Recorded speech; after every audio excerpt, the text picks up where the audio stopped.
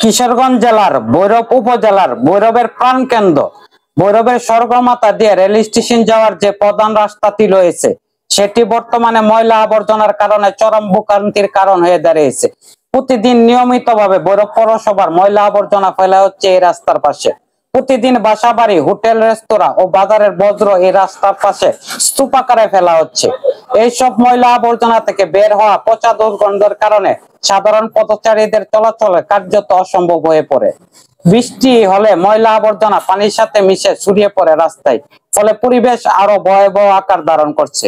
প্রতিদিন হাজার হাজার মানুষ এই রাস্তা দিয়ে চলাচল করে।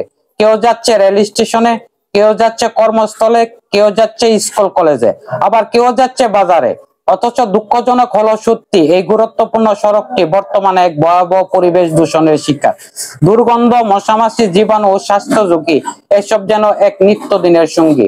এই রাস্তা দিয়ে স্কুল কলেজগামী শিক্ষার্থী, কর্মজীবী নারী পুরুষ, প্রবীণ ব্যক্তি এমনকি অসুস্থ রোগী পর্যন্ত চলাচল করেন।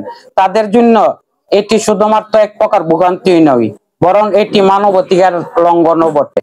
একটি পরিচ্ছন্ন ও স্বাস্থ্যসম্মত পরিবেশে চলাচলের অধিকার সবার আছে।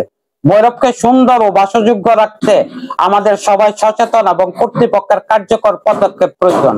ভৈরববাসীর স্পষ্ট দাবি, পৌরসভার ময়লা ফেলার স্থান যেন জনবসতি ও চলাচলের রাস্তার পাশে না হয়। বজ্র অপসারণের জন্য নির্দিষ্ট জায়গা এবং সময় নির্ধারণ করতে হবে। আধুনিক বর্জ্য ব্যবস্থাপনার ব্যবস্থা গ্রহণ করতে হবে। নিয়মিত পরিষ্কার ও জীবাণুনাশক ছিটানোর ব্যবস্থা করতে হবে। যারা এই রাস্তাটি চিনেন বা এই রাস্তা দিয়ে চলাচল করেন তাদের প্রতি বিনীত নিবেদন এই যে ভিডিওটি শেয়ার করে সবাইকে দেখার সুযোগ করে দিবেন। ধন্যবাদ, সবাই ভালো থাকবেন।